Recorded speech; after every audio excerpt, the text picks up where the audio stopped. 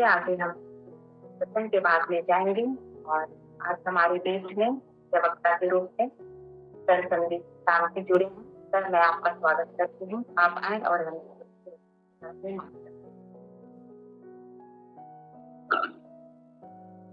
को praise the Lord, जय मसीह की and good evening to you all. प्रभु के मीठे मधुर नाम में सबको शालोम। Praise the lord sir. प्रभु का धन्यवाद हो कि आज एक बार फिर से हम सभी लोग उनकी पवित्र संगति में आ पाए हैं और सचमुच परमेश्वर ने हम पर अपनी अनुग्रह और कृपा को दिखलाया है कि हम सभी लोग उनके वचन के भूखे होकर के आराधना और स्तुति करने के लिए एक जगह में एक प्लेटफॉर्म में इकट्ठे हुए हैं। और पिता परमेश्वर का जीवित वचन जो है आज प्रभु अपने वचन के द्वारा हम में से हर एक से बातचीत करने वाला है। कितने लोगों को यह विश्वास है कि आज प्रभु मुझसे बात करेगा? अगर ये इंटरैक्टिव सेशन हो तो बहुत अच्छा होगा। अगर मैं कुछ पूछता हूँ तो काइंडली माइक को म्यूट करके आप रिप्लाई दें और फिर उसको म्यूट कर दें तो अच्छा होगा, ताकि इंटरैक्टिव रहेगा, सब लोग एक दूसरे से इंटरैक्ट कर सकेंगे। मैं भी चाहता हूँ कि आप लोगों के साथ इंटरैक्ट करूँ। सुरेश देवगन का मैं बहुत पूरे दिल से धन्यवाद देता हूँ कि उन्होंने अगुवाई की। और सचमुच प्रभु परमेश्वर जो है सत्य आराधकों को ढूंढते हैं जो आत्मा और सच्चाई से उसकी आराधना और स्तुति करते हैं। हालेलुया। तो आज भाई सुरेश देवगन को मैं बहुत बहुत धन्यवाद देता हूँ। और इससे पहले कि हम लोग वचन में जाएंगे, आइए छोटी सी दुआ करेंगे अपने आप के लिए, उसके लिए, एक दूसरे के लिए। और मैं आप सबों से भी ऐसे यह आग्रह करता हूँ कि आप मेरे लिए भी दुआ करें, ताकि मैं प्रभु के जीवित वचन को लोगों के सामने बहु वैसे ही रखूं जैसा प्रभु चाहते हैं। इसमें किसी तरह की कोई मिलावट ना हो और प्रभु का आत्मा मेरे द्वारा कार्य करे और हम सभी लोग वचन के द्वारा आशीषित हों और वचन को सुन करके प्रभु के वचन की गहराइयों को और भेद की बातों को हम लोग सीख सके, समझ सके। तो आइए हम सारे लोग मिल करके अपने आप को प्रभु के हाथों में समर्पित करें, वचन के लिए अपने आप को और एक दूसरे को के लिए। Hallelujah, hallelujah, hallelujah, hallelujah, hallelujah, hallelujah. धन्यवाद, धन्यवाद, धन्यवाद जीवित सामर्थी प्रभु परमेश्वर। हम आपका धन्यवाद करते हैं आज के सुंदर समय के लिए पिता परमेश्वर, जबकि प्रभु आपकी योजना के तहत हम सभी लोग एक जगह इकट्ठे हो पाए हैं। ओ मेरे प्यारे खुदावंत यीशु, आपके अनुग्रह, आपके प्रेम, आपकी दया और आपकी भलाइयों के लिए प्रभु हम आपको शुक्रगुजारी अदा करते हैं। खुदावंत पिता परमेश्वर हमसे प्रेम करने वाले प्रभु परमेश्वर हैं। आप सचमुच पिता परमेश्वर यह चाहते हैं कि हम प्रतिदिन प्रभु आपकी निकटता में आए और एक बाप होने के नाते आप भी चाहते हैं कि आपके बच्चे को आप देख सके, आपके बच्चे जो है वो आपके करीब आ सके। पिता हम आपका धन्यवाद करते हैं प्रभु जी, आपने अपने बेटे बेटियों को अपने पास बुलाया है खुदावंत। और प्रभु जी ये एक खास समय है जब आप अपनी बातों को प्रभु जी हमें बोलने वाले हैं। वो खुदावंत यीशु हमारी आत्मिक कानों को खोल दीजिए, हमारी आत्मिक आंखों को खोल दीजिए खुदावंत, ताकि पिता परमेश्वर जिन बातों को आप दिखलाना चाहते हैं, जिन बातों को आप बतलाना चाहते हैं, उन सारी बातों को प्रभु जी देख सके, सुन सके और समझ सके। और पिता परमेश्वर होने दीजिए कि हम सिर्फ सुनने और समझने तक सीमित ना रहे, परंतु उन बातों को प्रभु जी हम अपने जीवन में प्रभु जी लागू कर सके। खुदावंत यीशु ये सारी बातें हमारे जीवन में दिखलाई दे पिता परमेश्वर। आपका वचन कहता है प्रभु जी कि मैंने तुम्हें सुना है, तुमने मुझे नहीं चुना। और प्रभु जी आपकी इच्छा है खुदावंत यीशु कि प्रभु जी हम बहुत सारा फल लाए प्रभु हमारे जीवन में। प्रभु जी पिता परमेश्वर वो सारे फल दिखलाएंगे जिन फलों की आप चर्चा करते हैं प्रभु। मेल, आनंद, प्रेम, दया, धीरज, कृपा, भलाई, नम्रता, संयम, विश्वास, सब कुछ प्रभु जी हमारे जीवन में दिखलाई दे प्रभु।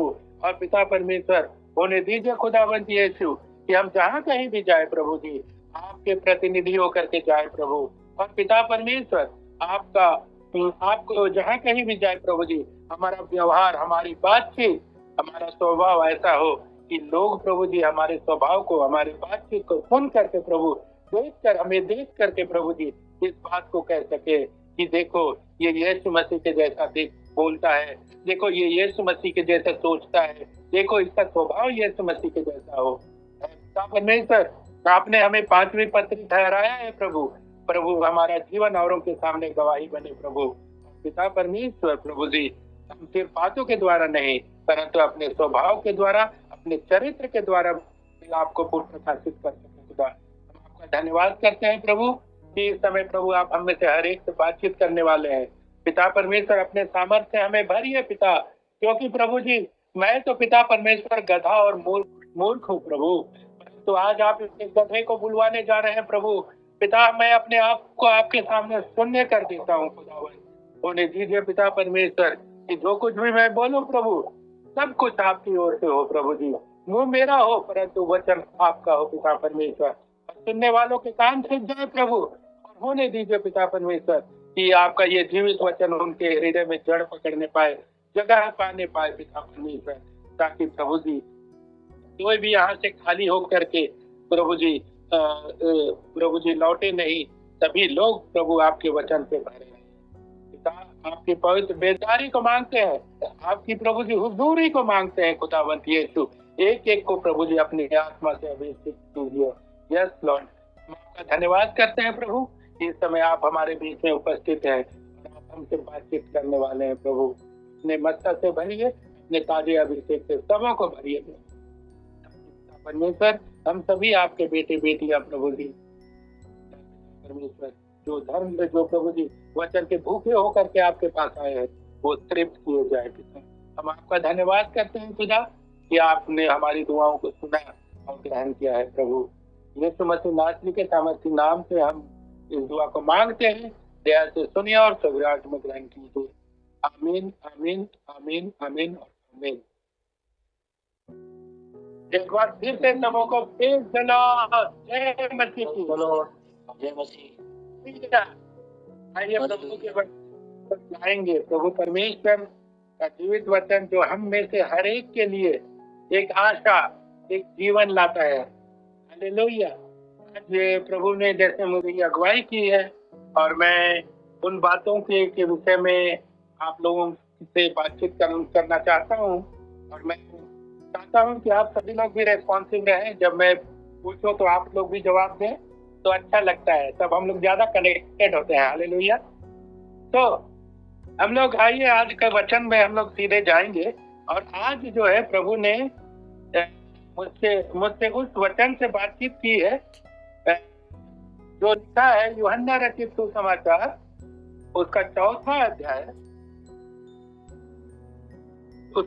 अध्याय में, ये हालांकि चौथा अध्याय में बहुत लंबा एक अध्याय है, लेकिन मैं कुछ बातों को मैं आप लोगों के साथ चर्चा करना चाहता हूँ। इसको पढ़ने में बहुत समय भी जाएगा, लेकिन मैं इस बात को बतलाना चाहता हूँ। कुछ बातें हैं जो प्रभु ने मुझसे बातचीत की। और अभी बीच में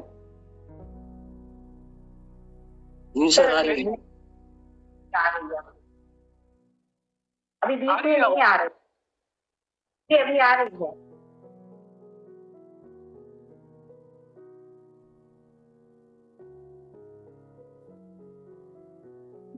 आ रही है आवाज ब्रदर आपकी?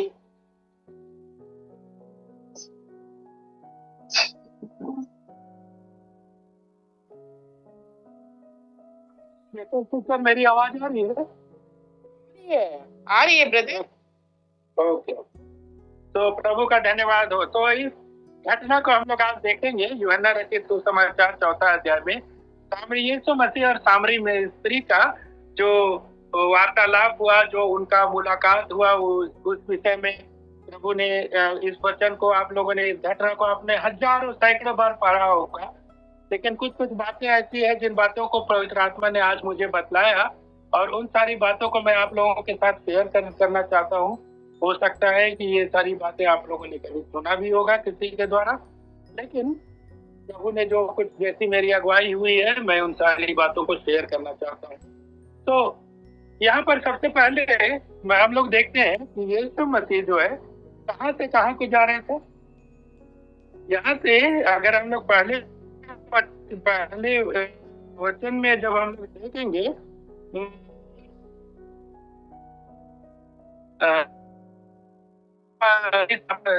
में अगर हम देखेंगे तो यहाँ पर लिखा है कि वह यहूदिया को छोड़कर फिर से गलील को चला। हालेलुया। तो यीशु मसीह जो है यहूदिया को छोड़ करके गलील को जा रहे थे। और जब अगर हम लोग बाइबलिकल जो मैप जो है उस मैप को अगर हम लोग अगर गूगल में भी अगर सर्च करके देखें तो हम लोग देखेंगे इस बात को कि गलील जो और यहूदिया और गलील जो है बिल्कुल पास पास के क्षेत्र थे और वहां से यहूदिया से सीधे गलील को जाया जा सकता था।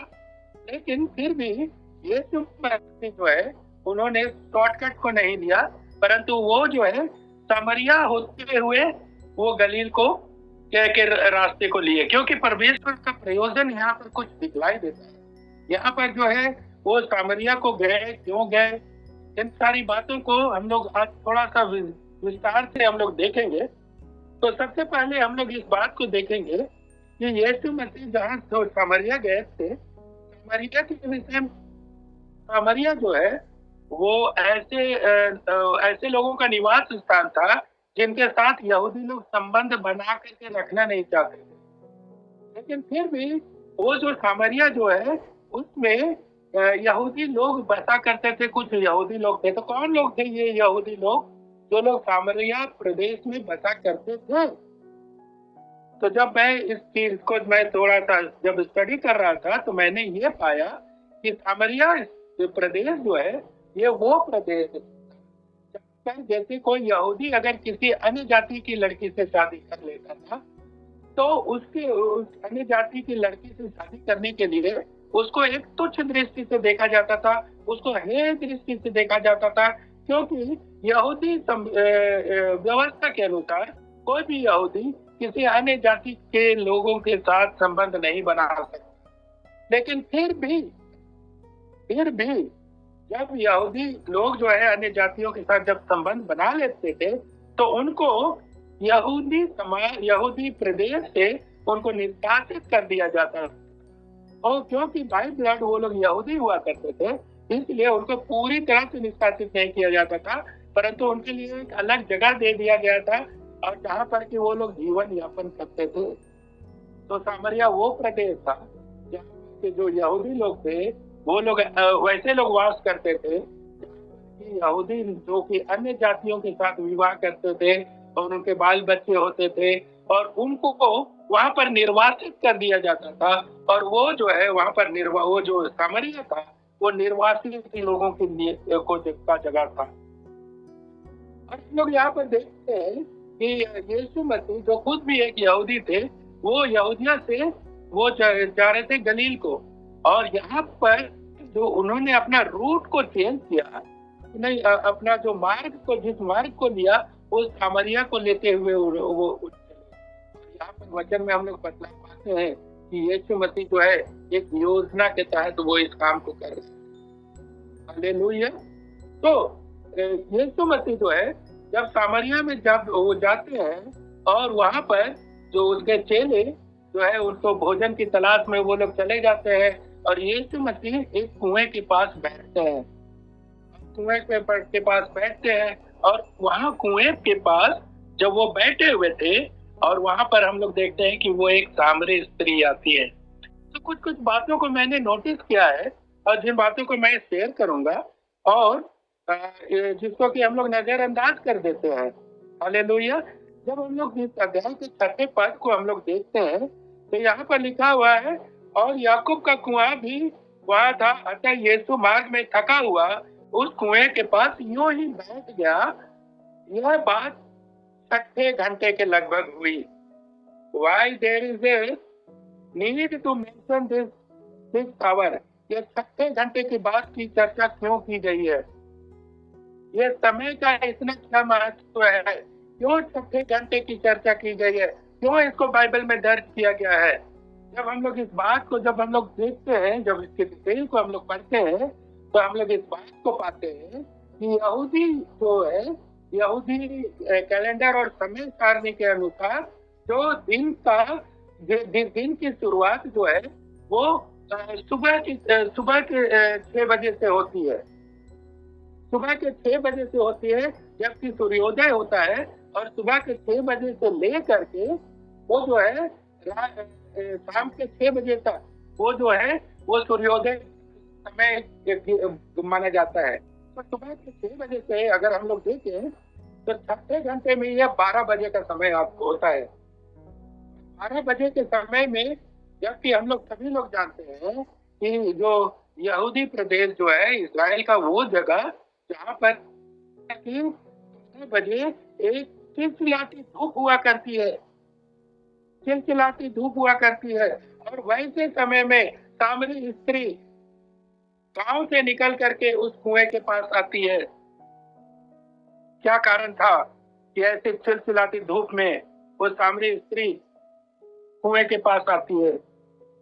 जब मैं ये सोच रहा था तो बहुत सारी बातें निकल करके सामने आई।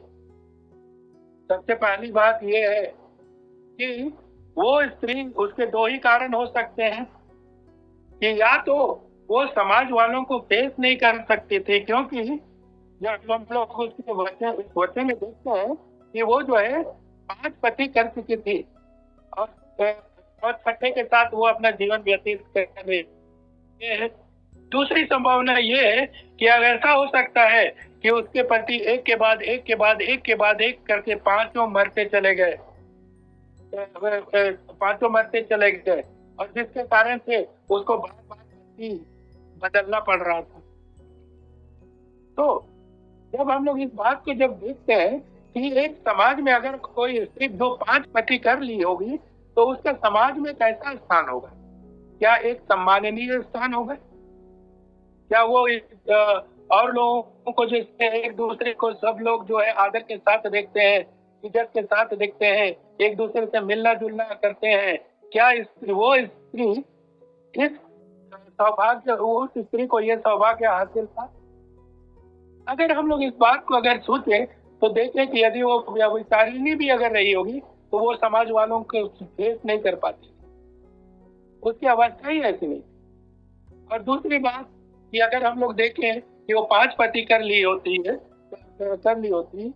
तो जिसके 5 पति मर चुके हैं, तो वैसे में भी समाज के लोग जो है उसको एक अलग दृष्टिकोण से देखना शुरू कर देते हैं, अलग दृष्टिकोण से देखना शुरू कर देते हैं। बहुत लोग क्या तो जैसे कहते हैं, आज भी हमारे समाज में ये चीज है कि किसी स्त्री के आने के बाद अगर उसके पति की मृत्यु हो जाती है तो उसको बड़ी ही अपशकुन माना जाता है, उस स्त्री को एक अलग ही नजरिए से देखा जाता है। तो ये 2 संभावनाओं को देखते हुए हमको ऐसा लगता है कि वो स्त्री जो है, वो स्त्री इस कंडीशन में नहीं थी कि वो सुबह में, जबकि और स्त्रियां एक झुंड बना करके आया करती थी जल लेने के लिए, क्योंकि जल का एक ही साधन था और वो था याकूब का कुआं, जो कि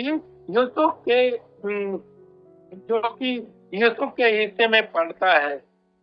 हालेलुया। और यहाँ पर एक चीज जो है, मैं थोड़ा सा इस चीज को मैं स्टडी कर रहा था, और यहाँ पर हम लोग देखते हैं कि वो जो सामरिया की जिस जगह में ये घटना हुई थी, उस जगह का नाम था सुखार। वो जगह था सुखार, और वो सुखार यहाँ से उसका नाम जो है ये एक अलग संदेश लेकर के आता है। ये सुखार जो है, ये जगह का नाम सुखार इसलिए दिया गया था क्योंकि याकूब ने जो अपने मामा के यहाँ, लाबान के यहाँ, जब वो एसाव से भाग करके वो अपने मामा के यहाँ चला गया, तो वहां पर उसने लिया और रेचल के लिए उसने मेहनत की। तो ही उसने जो 14 वर्ष तक उसने दोनों बहनों को हासिल करने के लिए मेहनत की। और ये जो सुखार है, सुखार का नाम सुखार इसलिए दिया गया था क्योंकि याकूब ने लिया और रेचल को हासिल करने के लिए उसने 14 वर्ष की मेहनत की थी। और यहाँ पर ये जो सुखार जो है, ये उसकी मेहनत की यादगारी में उस जगह का नाम ही सुखार रख दिया गया था। हालेलुया। और वहां पर जो सुखार के जो जगह का नाम जो सुखार रखा गया था, और वहीं पर हम लोग यीशु मसीह को आकर के देखते हैं कि वो बैठे हुए हैं। समय है दोपहर 12 बजे का समय, और इस समय वो स्त्री छुपते छुपाते, ध्यान दीजिएगा मैं फिर कह रहा हूँ, छुपते छुपाते, ताकि क्योंकि दोपहर में लोग बाहर नहीं निकला करते हैं, इसलिए शायद वो दोपहर के समय पानी भरना होगी जब कोई उसे ना देखे, क्योंकि वो दुनिया को, समाज को देख करने से वो घबराती थी। और इसलिए जब वो छुपते छुपाते उस कुएं के पास आती है, और यहाँ पर जब वो कुएं के पास आती है तो उनकी चर्चा को मैं कोट नहीं करना चाहूंगा, लेकिन मैं एक बात जरूर बतलाना चाहूंगा कि यहाँ पर दो कुओं को हम लोग देखते हैं। एक याकूब के द्वारा बनाया गया कुआं, और दूसरा यीशु मसीह खुद। एक है वो कुआं जो कि शारीरिक प्यास को बुझाता है, और दूसरा वो कुआं जो कि आत्मिक प्यास को बुझाता है। एक वो कुआं जिससे वो जल निकलता है जिस जल को पीने के बाद हम फिर से प्यासे होते हैं, और एक वहीं पर और एक कुएं को देखते हैं जिसके जल को पीने के बाद वो दोबारा मनुष्य प्यासा नहीं होता है। ओ हालेलुया, यहाँ पर दो कुएं हैं। और सामरी स्त्री जो है उसका दृष्टिकोण जैसे जल के विषय में है, तो हम लोग भी जब इस पृथ्वी पर जब हम लोग रहते हैं तो जल को जब हम लोग देखते हैं, जल की चर्चा करते हैं, तो हम लोग कभी यीशु मसीह के बारे में सोचते हैं? जब जल की बात करते हैं कि बहुत प्यास लग रहा है, मुझे पानी चाहिए, क्या हम लोग वही प्यास यीशु मसीह के लिए रखते हैं? क्या हम लोग आज वही प्यास यीशु मसीह जो कि जीवन का जल है, क्या हम लोग अपनी मुंह खोल करके, अपनी जबान खोल करके हम लोग कहते हैं हाँ मुझे यीशु मसीह के जो कि जीवन का जल है उसकी प्यास है? हम लोग अपने शारीरिक प्यास को लेकर के इतने सीरियस और इतने गंभीर होते हैं, क्या हम लोग आत्मिक प्यास को हम लोग यूं ही से छोड़ दें? प्रभु में प्रियो, आगे के वचनों को जब हम लोग देखते हैं ना, तो वहां पर लगता है कि यीशु मसीह जो है वो जीवन जल का जल है। जब हम लोग इस वचन को जब हम लोग पाते हैं कि यहाँ पर जो है वो जो याकूब का कुआं हमारी शारीरिक प्यास को बुझा रहा है, और वहीं पर यीशु मसीह जो कि खुद जीवन का जल है वो आत्मिक प्यास को बुझा रहा है। और सामरी स्त्री जो कि इतना मेहनत करती थी, छुप छुपा करके घड़ी को ले करके उस कुएं के पास आती थी और उस कुएं से जल भर करके ले जाती थी। पता नहीं गांव से उस कुएं की दूरी कितनी रही होगी, मैं नहीं कर सकता, लेकिन इस बात को जरूर बतलाएं मैं कर सकता हूँ कि एक मेहनत भरा कार्य था, और इसमें मेहनत लगती थी, क्योंकि गांव से निकल करके खाली घड़े को लेकर के आना बहुत आसान है, लेकिन जो उसमें पानी भर के उस घड़े को लेकर के वापस गांव में जाना ये थोड़ा सा मेहनत का काम है। हालेलुया। दूसरी बात यह है, हम लोग इस ये में पाते हैं कि ये दोपहर का समय है, उस समय वो स्त्री आ रही है। तीसरी बात जो है वो अपना 5 पति कर चुकी है और 6वें के साथ रह रही है। मैं जब फिर कह रहा हूँ, यहाँ पर जो 6 वर्ड जो है, 6 अंक जो दिया गया है उसका भी एक महत्व है। 6 अंक जो है इनकम्प्लीटनेस को दिखलाता है, अपूर्णता को दिखलाता है। हालेलुया। और जो है 7 अंक जो है ये पूर्णता को दिखलाता है। यीशु मसीह के द्वारा क्रूस पर से उतारे गए जो वचन थे वो भी 7 हैं, और हमारे उद्धार का कार्य तब पूरा हुआ जब यीशु मसीह ने 7वें वचन को प्रचारित किया। और उसके साथ साथ हम लोग जब देखते हैं यीशु मसीह ने परमेश्वर ने जब सृष्टि की, उन्होंने भी 7 दिन में इस सृष्टि को बनाया, और 7वां दिन उसका कार्य पूरा हुआ। अब हम लोग यहाँ पर इसको इस दृष्टिकोण से भी देखते हैं कि वो स्त्री जो कि 6 पति कर चुकी है, उसका जीवन अपूर्ण था, इनकम्प्लीट था। There was some missing element in her life. उसके जीवन में कोई चीज मिसिंग था, वो किसी भी तरह से अपने जीवन में उस पूर्णता को हासिल नहीं कर पा रही थी। और वैसी स्त्री यीशु मसीह के पास आती है, और यीशु मसीह के साथ जो कन्वर्सेशन होता है, उस कन्वर्सेशन को मैं कोट नहीं करूंगा, लेकिन मैं इस बात को मैं जरूर से बतलाना चाहूंगा कि यीशु मसीह को से बात करने के बाद वो स्त्री जो घड़े को वो लेकर पानी लेने आई थी, यीशु मसीह से बात करने के बाद वो घड़े को वहीं पर छोड़ दी, वो घड़े को वहीं पर छोड़ दी। हालेलुया। और जहां पर कि जिसको कि हम लोग पाते हैं, एक मिनट,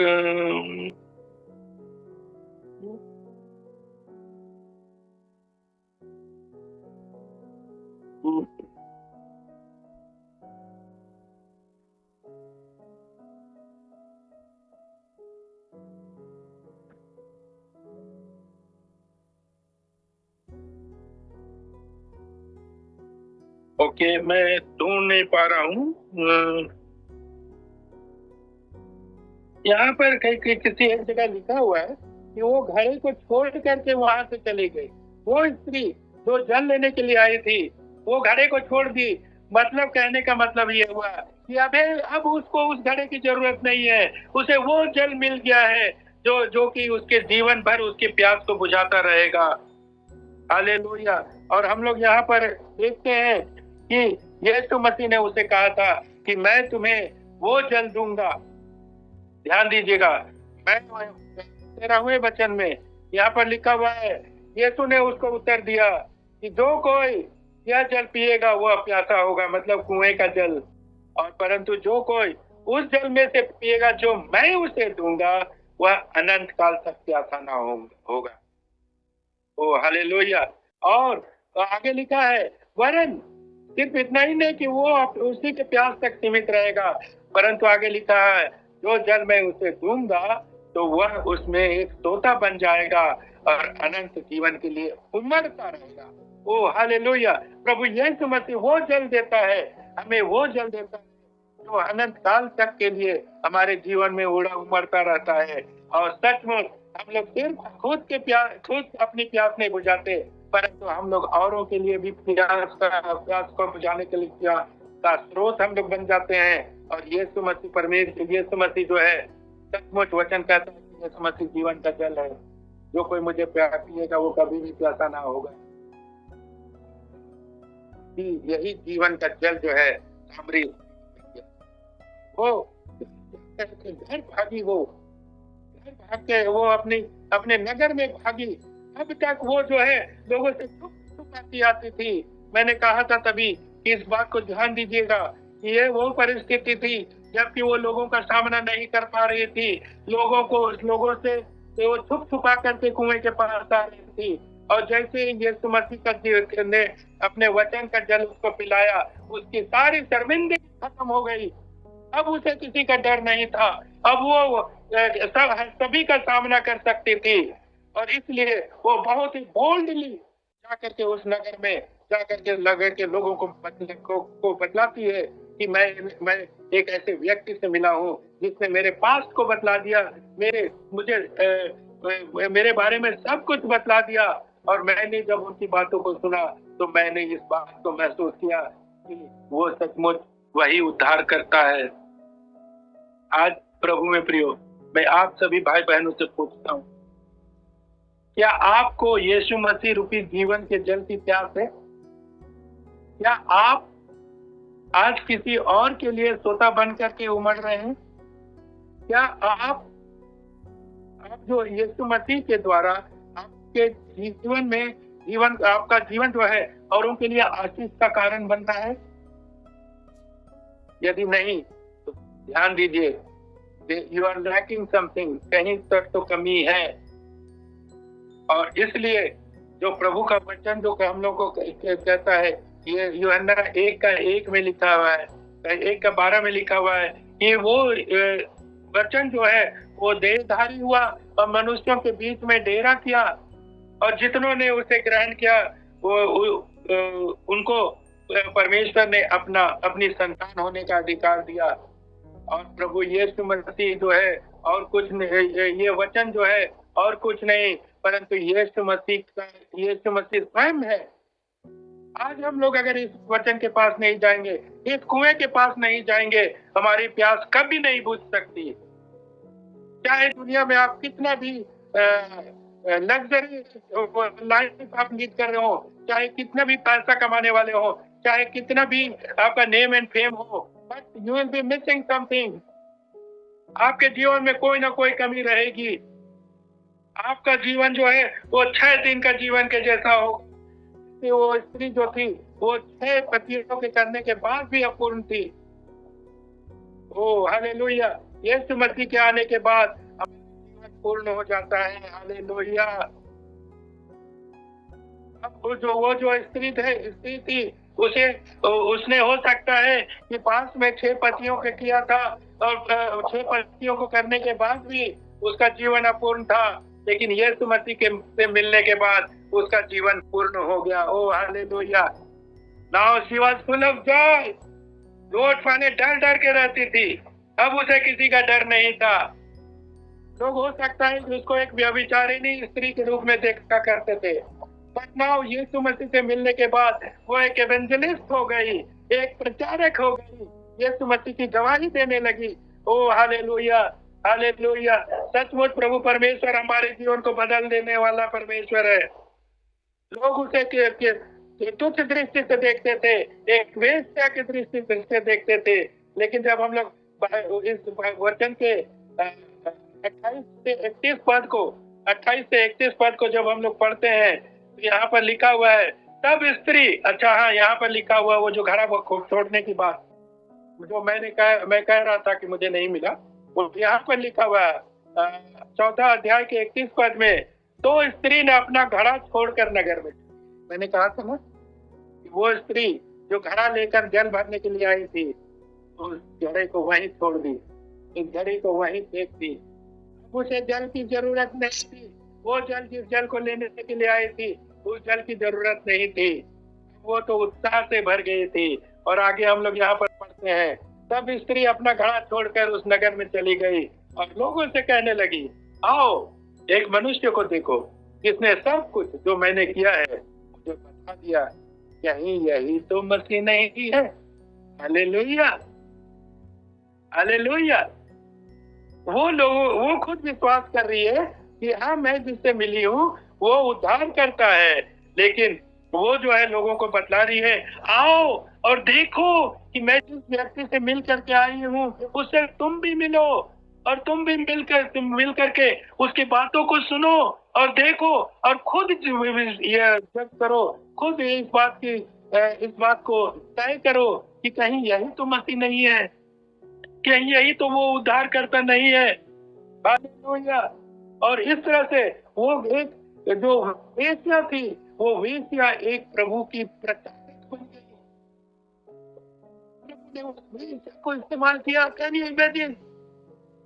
आज प्रभु परमेश्वर जो है हमारी हैसियत को नहीं देखते हैं, हमारी ज्ञान और बुद्धि और समझ को नहीं देखते हैं, परंतु प्रभु परमेश्वर हर एक को इस्तेमाल करना चाहते हैं, हर एक को इस्तेमाल करना चाहते हैं। और इसीलिए प्रभु परमेश्वर जो है और ऐसे लोगों के नहीं मिलने पर जब वचन कहता है कि खेत तो पक चुके हैं परंतु मजदूर कम है, प्रभु का ये वचन कब तक ऐसे रहेगा कि पके हुए खेतों को काटने वाले कब तैयार होंगे? कितने लोग, जिन लोगों तक प्रभु का वचन नहीं पहुंच रहा है, कोई उनको ढाढ़स देने वाला नहीं है, कोई उनको उद्धार शुभ संदेश देने वाला नहीं है, वो लोग आज भी तरस रहे हैं कि मोक्ष कैसे मिले और जीवन की परेशानी कैसे दूर हो, तरह तरह के उपायों को कर रहे हैं। और उन लोगों तक प्रभु परमेश्वर ने हम लोगों को पहुंचने का, अप्रोच करने का हमें आज्ञा दी है। ओ हालेलुया। प्रभु परमेश्वर ने हमें 5वीं पत्री ठहराया है, हम औरों के बीच में भी आशा का कारण बनना है, उद्धार का कारण बनना है। और इसलिए जब हम लोग आगे देखते हैं कि यीशु मसीह, जब हम लोग 4 अध्याय के 39वें पद को देखते हैं कि उस स्त्री ने क्या किया, देखिए यहाँ पर लिखा हुआ है 39 पद में कि उस नगर से के बहुत सारे सामरियों ने स्त्री के कहने पर विश्वास किया। ओ हालेलुया। वो स्त्री जिसको सब लोग तुच्छ दृष्टि से देखते थे, दृष्टि से देखते थे, उस स्त्री के कहने पर उन्होंने विश्वास किया। प्रभु में प्यारो, आप भी ये उद्धार का संदेश लोगों के पास लेकर के जाइए, 100 लोगों को सुनाइए। हो सकता है 99 लोग ना सुने, उस पर विश्वास न करें, परंतु एक व्यक्ति तो विश्वास करेगा। कभी भी निराश और हताश मत होइए, कभी भी घबराइए मत, कभी मत सोचिए कि लोग क्या सोचेंगे, मेरा समाज क्या सोचेगा। हालेलुया।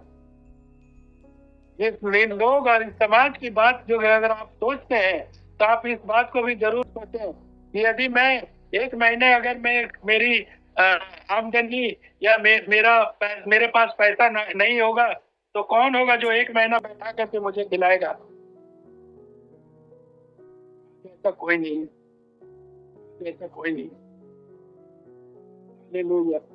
हो सकता है शुरू में बहुत उत्साह के साथ सब लोग प्रेम दिखलाएंगे, सब लोग जो है सहानुभूति दिखलाएंगे, लेकिन कुछ ही दिनों के बाद आप उनके लिए बोझ बन जाएंगे। हालेलुया। सुनने में बहुत कड़वा लगता है, लेकिन सच्चाई यही है। और हम लोग जो है प्रभु परमेश्वर के पास नहीं जाना चाहते, तो जीवन भर की हमारी जिम्मेदारियों को अपने ऊपर लेना चाहता है।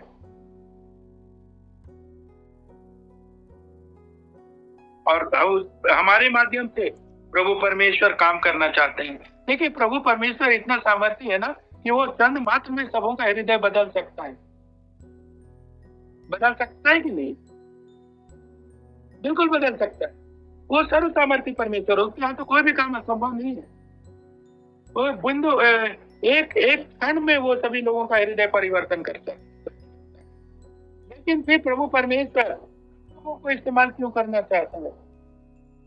इसलिए क्योंकि प्रभु परमेश्वर का जो प्रतिद्वंदी है और वो जो शैतान है, परमेश्वर इस बात को दिखाना चाहते हैं कि मैं जितना सामर्थी हूँ, मेरे बच्चे भी उतने ही सामर्थी है। तुम देखो कि मेरे बच्चे जो है तुमको कैसे हराते हैं। इसके लिए प्रभु परमेश्वर ने हम लोगों को अधिकार दिया है, हमें सामर्थ्य दिया है। वचन में हम लोग लिखा पाते हैं ना कि मैंने तुझे सांप और बिच्छुओं को रौंदने का अधिकार दिया है, सारे पृथ्वी पर अधिकार दिया है। आदम को प्रभु परमेश्वर ने सारे पृथ्वी पर अधिकार दिया था। हम लोग परमेश्वर ने अधिकार दिया है। हो सकता है कहीं पर हम लोग कमजोर पड़ जाएं, हम लोग प्रभु के काम करने में पीछे हट जाएं, लेकिन याद रखें कि हमारा प्रभु परमेश्वर हमें सदैव हमारे साथ है, सदैव हमारे साथ है। हो सकता है परिस्थितियां हमारे अनुकूल नहीं है, हो सकता है चारों तरफ से विरोध हो रहे हैं, लेकिन याद रखें कि परमेश्वर का वचन कहता है युद्ध तुम्हारा नहीं है, युद्ध तो मेरा है, तुम्हें तो इस्तेमाल होना है। सिर्फ दाऊद और गोलियत की घटना को हम लोग जानते हैं। दाऊद तो सिर्फ माध्यम था, लेकिन गोलियत को मारने वाला परमेश्वर था, क्योंकि दाऊद ने सामने से पत्थर चलाया था। आप देखेंगे दाऊद ने सामने से पत्थर चलाया था और उसके मस्तक में वो पत्थर घुसा था। और अगर आप टेक्निकली अगर देखें तो जो उस व्यक्ति को सामने से घात होता है वो पीछे गिरता है, लेकिन यहाँ पर हम लोग देखते हैं कि गोलियत मुंह के बल गिरा, मतलब पीछे से किसी ने उसे मारा। हालेलुया। तो परमेश्वर दाऊद को इस्तेमाल किया गया था, लेकिन उस असली युद्ध जो है वो परमेश्वर था। परमेश्वर ने दाऊद को विजय बनाया। दाऊद भी इतना भरोसा करता था कि उसने खुल्लम खुल्ला गोलियत को बोला था कि मेरा पिता परमेश्वर तुझे मारेगा। दाऊद ने कभी नहीं कहा कि मैं तुझे मार दूंगा, लेकिन पिता, क्योंकि तुमने पिता के चुने हुए लोगों को तुमने ललकारा है, इसलिए मेरा पिता तुम्हें। हालेलुया। तो आज हम लोग इस बात को देखते हैं कि एक वेश्या को प्रभु परमेश्वर ने इतना बड़ा एवेंजलिस्ट बनाया, और आगे जब हम लोग देखते हैं कि जब वो उनसे बातें करना जब छोड़ भी दी, तब भी लोग यीशु मसीह के पास आते रहे। और जब अगर हम लोग देखेंगे इसके वचन में 40वें पद में इसलिए जब सामरी उसके पास आए तो उन विनती करने लगे कि हमारे यहाँ रह। अतः वह वहां 2 दिन रहा। उसके वचन के कारण से बहुतों ने उस पर विश्वास किया। ओ हालेलुया। लोग जो है सीधे यीशु मसीह के पास पहुंच रहे हैं, उनको सामने स्त्री बतलाने नहीं जा रही है, परंतु लोग खुद जो है यीशु मसीह के पास पहुंच रहे हैं और उसके वचन को सुन रहे हैं और उसके वचन पर विश्वास कर रहे हैं। उनके जीवन में सामरियों को, जब जिनको की बड़ी ही यहूदी लोग तुच्छ दृष्टि से देखा करते थे, और वो सामरी जो है एक उद्धार की आशा उनके जीवन में आ रही है। सवाल ये उठता है, इसका हमारे जीवन से क्या कनेक्शन है? इस घटना का हमारे जीवन से क्या कनेक्शन है? तो मैं यही बतलाना चाहूंगा, प्रभु में प्रियो, हो सकता है कि आज जो आप जितने लोग भी जुड़े हैं, मुझे नहीं मालूम कि आप लोग किस परिस्थिति में है, किस तकलीफ से, किस दुर्दशा से गुजर, की पारिवारिक स्थिति क्या है, आपकी आर्थिक स्थिति क्या है, आपकी आप जो है कितने हैरान है, परेशान है, या फिर बहुत कंफर्टेबल है, बहुत खुश है, मैं नहीं जानता। लेकिन ये संदेश वैसे लोगों के लिए है जो बिल्कुल निराश है, जो कि जिनके जीवन में कोई आशा नहीं है, जैसे सामरियों की थी, जिनको कि यहूदी लोग तुच्छ दृष्टि से देखते थे। वो सामरी लोग जो है अपने आप को भी बहुत ही गौण और निम्न स्तर का समझते थे। तो आज का जो प्रभु का जो वचन है, ये उन लोगों से बात करता है जो अपने जीवन में इस बात को महसूस करते हैं कि हाँ, मैं कुछ भी नहीं हूँ, मेरे से कुछ नहीं हो सकता है, हो सकता है इस वचन के द्वारा मैं इस बात को बतलाना चाहता हूँ कि यीशु मसीह आपके लिए लड़ने वाला है। यीशु मसीह आपके लिए लड़ने वाला है। इस बात को याद रखिएगा कि हम लोग जब हम लोग पढ़ते हैं, जब हम लोग रोमियो 11 का 17 से 24 को जब हम लोग पढ़ते हैं, तो वहां पर जो है हम लोग इस बात को लिखा पाते हैं कि किस रीति से हम लोग तो जंगली अंजीर के पेड़ हुआ करते थे, लेकिन परमेश्वर ने उस जंगली अंजीर के पौधों को एक फलदायी और एक अच्छे अंजीर के साथ जोड़ दिया है, काट दिया है। जब हम लोग किसी को कोई चीज के साथ काटते हैं, जोड़ते हैं, तो हमें एक माध्यम की जरूरत पड़ती है। बिना माध्यम के एक पेपर को दूसरे पेपर से नहीं चिपकाया जा सकता, एक ऑब्जेक्ट को दूसरे ऑब्जेक्ट के साथ नहीं चिपकाया जा सकता, उसके लिए एक माध्यम होती है। और वो माध्यम जो है, हम लोगों को जो जंगली अंजीर के पेड़ थे, उनको अच्छे अंजीर के साथ जोड़ा गया ताकि अच्छे अंजीरों की आशीषें हम हमारे जीवन तक चली आए। और वो माध्यम था, वो माध्यम और कुछ नहीं परंतु सिर्फ और सिर्फ हमारा विश्वास है। और आज हम लोग ब्लड अगर अपने जीन्स को देखते हैं, अपने ब्लड लाइन को देखते हैं, तो हम लोग कहीं भी यहूदियों से अपने आप को जोड़ नहीं पाते, परंतु फिर भी हम लोग विश्वास के द्वारा उन यहूदियों के साथ जुड़े हुए हैं। ओ हालेलुया, हालेलुया। और वचन जैसे हम लोग को कहता है 4 अध्याय के 22 पद में, यहाँ पर लिखा हुआ है कि तुम जिसे नहीं जानते उसकी आराधना करते हो, और हम जिसे जानते हैं उसकी आराधना करते हैं, क्योंकि उद्धार यहूदियों में से ही है। वो यहूदी और कोई नहीं, यीशु मसीह है। और यीशु मसीह जो है सिर्फ यहूदियों का नहीं, तो हमारा भी उद्धार करने के लिए चल है। इसलिए प्रभु ने इस बात को कहा कि परमेश्वर ने जगत से ऐसे प्रेम किया कि उसने अपना इकलौता पुत्र दे दिया कि जो कोई उस पर विश्वास करे, जो कोई, वहां पर ऐसा नहीं लिखा है कि जो यहूदी, वहां पर लिखा है जो कोई उस पर विश्वास करे परंतु अनंत जीवन पाए। Hallelujah, hallelujah.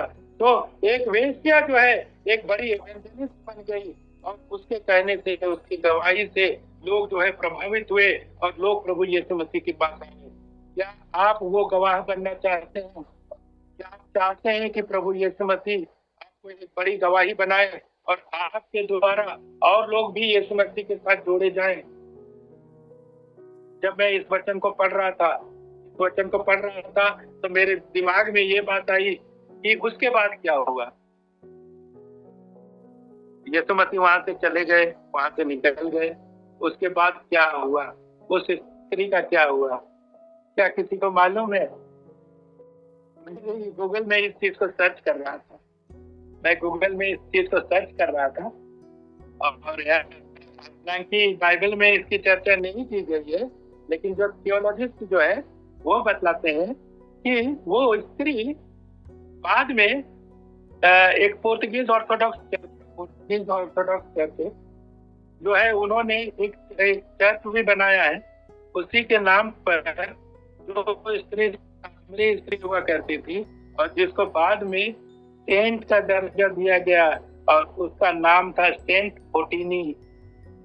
मैंने गूगल में आप भी सर्च कर सकते हैं। वो ऑर्थोडॉक्स चर्च जो है उस स्त्री के नाम पर बनाया गया और बाद में उस बात को भी हम लोग मैंने लिखा पाया कि सिर्फ वो स्त्री नहीं परंतु उसका बेटा भी यीशु मसीह का प्रचार करते करते मारे गए।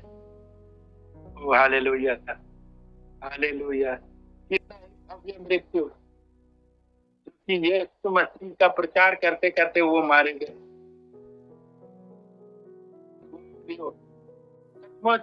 उन्होंने अपने हिस्से की जो जिम्मेदारी थी उनको मरते दम तक निभाया। जब से उन्होंने यीशु मसीह को जाना, उन्होंने प्रचार करना कभी नहीं छोड़ा, लोगों को बतलाना कभी नहीं छोड़ा। और हम लोग इस स्त्री के बारे में देखते हैं, प्रभु ने कितने लोगों, मतलब उसके माध्यम से कितने लोग प्रभु में आए, कितने लोग प्रभु को जान पाए। अवस्था कुछ भी हो, क्या यीशु मसीह के लिए इस्तेमाल होने के लिए तैयार है? प्रश्न यह है कि क्या आप मुंह खोल करके इस बात को कह सकते हैं कि हाँ प्रभु, मैं आपके लिए उपलब्ध हूँ, मुझे इस्तेमाल करें। एक बार सच्चे हृदय से कह के देखिए और देखिए कि प्रभु जो है अपने सामर्थ्य को आपके ऊपर प्रकट करेगा। आप जिन बातों के विषय में सोच भी नहीं सकते, उन सारी बातों को आप अपने जीवन में होते हुए। Hallelujah, hallelujah. सचमुच प्रभु परमेश्वर जो है हमें से हर एक का इस्तेमाल करना चाहता है। बस शर्त यही है कि हम लोग उपलब्ध हों। प्रभु ने कहा था कि एक गधे का भी यीशु मसीह को प्रयोजन है। जब चेले गधे को लाने के लिए गए थे खजूर की यरूशलेम की यात्रा में, जब वो गधे पर बैठ करके आए थे, चेले जब खोलने के लिए गए थे, तो यीशु मसीह ने कहा था, यदि तुम्हें कोई रोके तो तुम उनसे कहना कि हमारे प्रभु को गधे का प्रयोजन है। तो हो सकता है कि आपकी वो अवस्था हो कि आप अपने आप को कमजोर समझो, तो प्रभु में फिर मैं आपको उत्साहित करना चाहता हूँ कि प्रभु को एक गधे की आप प्रयोजन है। क्या प्रभु के लिए इस्तेमाल होने के लिए अपने आप को प्रस्तुत करेंगे? आप अवश्य सामने आए। खेत पक चुके हैं, मजदूर थोड़े हैं, प्रभु को ऐसे मजदूरों की जरूरत है जो उनकी पके हुए खेतों। धन्यवाद, धन्यवाद, धन्यवाद। समर्पित दयालु पिता परमेश्वर, आपके तहे दिल से धन्यवाद। निश्चय हम लोगों ने हर एक से बातचीत की है परमेश्वर। हो सकता है कि हमारी मानसिक दशा उस सामरी स्त्री के जैसे हो, जो लोग छुप के प्रभु अपना जीवन जीती थी, शर्मिंदगी का जीवन जीती थी। हो सकता है हमें से कितने लोग ऐसे होंगे। और मेरे खुदावंत यीशु, सबों को प्रभु जी ऐसा हृदय दीजिए। वो पवित्र आत्मा सबों के हृदय में प्रभु जी ऐसी प्यास को दीजिए प्रभु जी, कि वो आपके प्यासे हो प्रभु जी, भौतिक चीजों के पीछे नहीं परंतु आत्मिक चीजों के पीछे प्रभु पिता परमेश्वर, ताकि वो दोबारा फिर से ना हो प्रभु। ओ पिता परमेश्वर, वो हमेशा प्रभु जी भरे रहे और उनका जीवन प्रभु जी सोता बन करके और लोगों के सामने होंगे। खुदावंत एक एक जन से इसलिए प्रभु एक एक जन को अपनी महिमा के लिए इस्तेमाल कीजिए। धन्यवाद करते हैं कि आपने प्रभु जी अपनी उपस्थिति हमारे बीच में दिखाई है। Thank you please. तो महिमा देते हुए इस दुआ को यीशु मसीह नासरी के सामर्थ्य में। आमीन आमीन आमीन आमीन। Thank you very much. Praise the lord. Over to you sister. Sir आपने बहुत ही उत्साह से आप बहुत ही सुंदर वचन की गहराई को और भेद भरी बातों के द्वारा हम सभी को उत्साहित करने के लिए, हम सभी को प्रेरित करने के लिए मैं आपका सारी दिल से मैं धन्यवाद करती हूँ। निश्चय ही आज का ये विषय हम सभी के लिए एक मनन चिंतन का विषय है और यहाँ जितने भी उपस्थित है आज के वचनों के द्वारा हम सब आशीषित हुए हैं, मैं ऐसा विश्वास करती हूँ। सर पुनः मैं आपका धन्यवाद करती हूँ। धन्यवाद। सबसे पहले मैं परमेश्वर पिता का धन्यवाद करता हूँ जिसकी दया अनुग्रह से आज हम इस संगति में जुड़े हैं और प्रभु को महिमा मिले हमारे यह परिवार के माध्यम से। तत्पश्चात मैं आप सभी का धन्यवाद करता हूँ, आप सबने हमारे संगति में जुड़ा और परमेश्वर की महान वचन को आप लोगों ने ध्यान पूर्वक सुना है। प्रभु सबको आशीष दे मेरे प्रिय। और मैं पुनः परमेश्वर का धन्यवाद करता हूँ जो आज हमारे बीच में प्रभु के दास वक्ता के रूप में आज हमारे बीच में आए और हम लोग को ज़्यादा इंतजार करना नहीं पड़ा। बहुत जल्द हमारे बीच में परमेश्वर के वचन को लेकर आए और बहुत सुंदर तरीके से परमेश्वर के वचन के द्वारा हमारे बीच में प्रकाश डाले हैं। सामरी स्त्री के विषय में बहुत सारी भेद भरी बातों को आज इनके माध्यम से हमें सीखने को मिला मेरे प्रियो। हर भाई और बहन आज की संदेश को अच्छी तरह से सुना है। प्रभु आज के वचन के द्वारा हर एक के मन को चेंज करे, हर एक के लिए आशीष का कारण हो। आज का वचन परमेश्वर प्रभु यीशु मसीह हर एक को मार्गदर्शन करे कि आज के वचन के द्वारा अपना जीवन को बदलने पाएं और यीशु मसीह के पीछे चलने पाएं। मैं परमेश्वर पिता से प्रार्थना करता हूं आज के वचन को पूरी तरह से समझने के लिए सभी को मार्गदर्शन करे। मैं पुनः धन्यवाद करता हूं सर का जो हमारे बीच में अपना कीमती समय को लेकर के हमारे बीच में आए और सुंदर प्रकाशन को दे के जा रहे हैं। मैं उनका और उनके पूरा परिवार, पूरा टीम का, पूरे कलीसिया का धन्यवाद करता हूं। इस संगति में जितने भी नए जुड़े हैं सभी का मैं स्वागत करता हूं यह हमारे परिवार में। प्रभु सबको आशीष दे। और आज की यह संगति को हम छोटे से प्रार्थना के साथ विराम लगाएंगे। आइए हम लोग प्रार्थना करेंगे। धन्यवाद सामर्थ्य उद्धार करते जीवित परमेश्वर में धन्यवाद करते हुए प्रार्थना करता हूँ प्रभु सचमुच में तू महान है, तू धन्य है मेरे परमेश्वर जो आज की इस समय को हमें देखने के लिए मौका दिया। प्रभु आपके जीवित वचन को सुनने के लिए मौका दिया। प्रभु इस समय आपके दास को आपके हाथों में शब्द प्रार्थना करता हूँ मेरे परमेश्वर। सामरी स्त्री के विषय में सुंदर प्रकाश डाल के जा रहे हैं प्रभु। मैं चाहता हूँ पिता परमेश्वर जितने लोगों ने आज के संदेश को सुना है वो हर एक लोग पिता परमेश्वर आपके वचन के अनुसार चलने पाए मेरे प्रभु, आपके वचन के अनुसार जीवन बिताने पाए। प्रभु सबको आशीष से परिपूर्ण कर। जो दुख और संकट और मुसीबत में है उनके लिए प्रार्थना करता हूँ, उन्हें छुटकारा दे, उन्हें चंगाई प्रदान कर। जो आपके नाम से जो सेवा करते हैं सभी प्रभु सेवकों को आपके हाथों में सौंपते प्रार्थना करता हूँ पिता। आत्मिक रूप से सेवा करने में प्रभु तू मार्गदर्शन कर। पुनः पिता परमेश्वर आपके दास को आपके हाथों में सौंपते प्रार्थना करता हूँ प्रभु। उनके परिवार को, उनकी कलीसिया को, उनके झुंड, उनके संगति को प्रभु परमेश्वर सभी लोग प्रभु आत्मिकता की ओर आगे बढ़ने पाए। प्रभु आशीष से परिपूर्ण कर मेरे परमेश्वर। हे उद्धारकर्ता जो आराधना की जो लीड कर रहे हैं उनको आपके हाथों में सौंपते प्रार्थना करता हूँ प्रभु।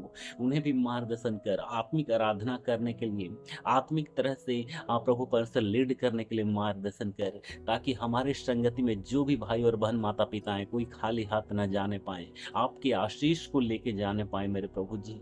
पिता आज की संगति में तूने अपना उपस्थिति को दिया, मैं धन्यवाद करता हूँ और मैं चाहता हूँ कल भी अपना उपस्थिति हमारी यह संगति में देना, ताकि आपकी उपस्थिति में पिता परमेश्वर हम आपके वचन को सुन पाएंगे, आपके नाम की आराधना कर पाएंगे और आपके पीछे चल पाएंगे मेरे प्रभु जी। ये छोटे मेरे दुआ सुन और स्वर्ग में तू ग्रहण कर दे। आमीन। आइए हम आशीष वचन ग्रहण करेंगे और हमारे प्रभु यीशु मसीह ख्रिस्त की दया, ईश्वर का प्रेम और पवित्र आत्मा की सहभागिता आप सबों के साथ हो। आमीन।